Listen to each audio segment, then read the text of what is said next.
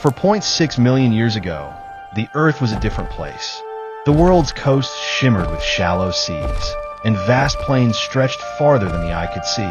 Here, survival wasn't a choice. It was an endless war against hunger, predators, and time. In the heart of these African grasslands lived the ancestors of modern elephants, the Paleoloxodon and Stegotetrabelodon. They were massive, majestic, but most importantly, they carried something no other animal could match: ivory. To the human ancestors of this age, creatures like Australopithecus anamensis, ivory was more than just a trophy. It was a tool, a weapon, a lifeline.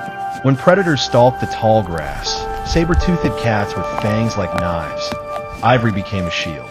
A charging bull, tusks forward, could turn the tide of any hunt. And for early humans, scavenging the remains of a fallen giant meant something far greater than meat. Ivory was hard, dense, stronger than any wood these early humans could find. With sharp edges chipped from stone, it could be carved into spear points, digging tools, and crude hammers. A single tusk could mean weeks of survival, splitting nuts, cracking marrow bones, or defending against predators in the dark. But this weapon came at a price. To get it, you had to outweat the most dangerous beasts alive. One evening, as the sun bled into the horizon, a young Australopithecus male watched from the safety of a baobab tree. Below, a wounded Stegotetrabelodon fought off a pack of hyenas. Its massive tusks swung like twin spears, sending predators scattering. But age and blood loss slowed the giant. The hyenas would feast soon. The young male knew when the battle ended, he and his kind would move in. Not for the flesh, but for the ivory. That night, as the hyenas slept with full bellies, the clan approached. Hands worked quickly, breaking the tusks free with stone tools. Sparks flew as ivory met rock. Blades were shaped, points were sharpened. By morning, the clan had transformed the fallen giant's legacy into the means to dig for roots, defend against snakes, and pierce the hides of small game. Ivory had become the silent ally of survival. Seasons passed, rain came and went. The grasslands shifted from green abundance to dry, brittle plains where every scrap of food became a prize worth fighting for. For the Australopithecus clans, ivory had become more than a tool. It was power. A sharp ivory spear meant safety from predators and dominance over rivals. But power never stays unchallenged. One morning, smoke curled on the horizon. A rival clan had crossed into new territory, taller, broader, and armed with ivory-tipped weapons of their own. They had learned the same secret. The tusks of the giants could tip the scales between life and death. The first clash wasn't over territory. It was over a carcass. A lone Stegotetrabelodon had fallen in the dry riverbed, its great body drawing vultures from skies. Two clans arrived at the same time. The air was heavy with tension, no words, only stares. Then the first stone flew. The battle was raw and primal. Ivory spears drove into the dust. Clubs splintered against shields made from hide. In the chaos, the fallen giant's tusks were the ultimate prize. Both clans knew that whoever claimed them would rule the hunting ground for months.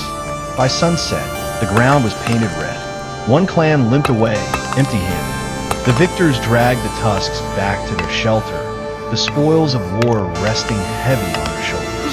From that day on, ivory was no longer just survival. It was the currency of power. Clans traded it for food, water, and alliances. They killed for it. They guarded it like fire. And so, for 0.6 million years ago, the seeds of human conflict were planted, not over gold or land, but over the gleam of ancient ivory.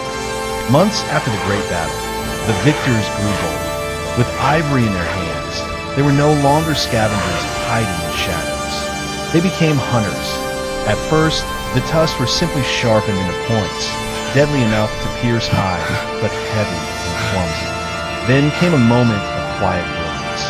A young female, watching sparks fly as stone-shaped ivory, split a tusk into smaller shards. She lashed them to long wooden shafts with sinew and plant fiber. What she created was more than a tool. It was the first true hunting spear. With these new weapons, the clan ventured where they had never dared to tread, deep into the hunting grounds of saber-toothed cats and giant hyenas. They no longer waited for predators to kill so they could scavenge. They struck first. The plains began to change. Small game fell quickly to ivory-tipped darts. Wounded antelope and wild pigs became easy prey. Even the great cats, once the undisputed lords of the grasslands, learned to keep their distance from the strange, upright hunters with the pale, gleaming spears. But victory bred hunger. Not the hunger of the stomach, but the hunger for more. More ivory meant more weapons. More weapons meant more kills. And more kills meant more power. Soon, the hunters began to seek out the very giants that had once been too dangerous to approach. At first, they targeted the old and weak Stegotetrabellidae. Then the young. They hunted not just for meat, but for the weapons that grew from the giants' faces. It was the beginning of a cycle the earth had never seen before.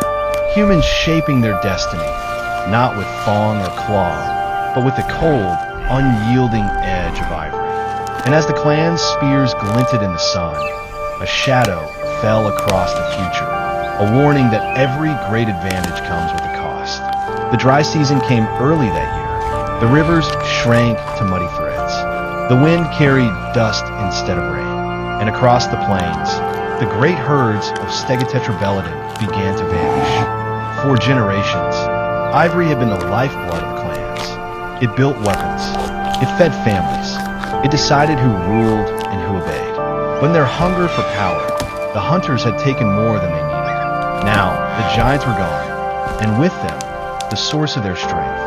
Without ivory, spears broke against the hides of antelope. Clubs splintered under the jaws of hyenas.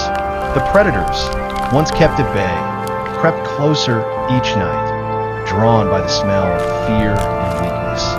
One evening, the clan's fires burned low.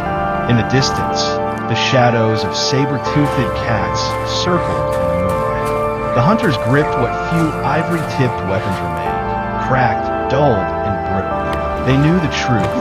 The very power they had fought for had brought them to this moment. A young boy, no more than half-grown, sat beside his mother. In his hands, he held a broken spear tip, once bright and sharp, now worn and useless. He turned it over in his fingers, staring at the pale fragment. It was all that was left of the giants. First human story of rise and fall was written, not in words, but in ivory. For more documentaries about how life was of about 4.6 million years ago, don't forget to like, comment, and subscribe.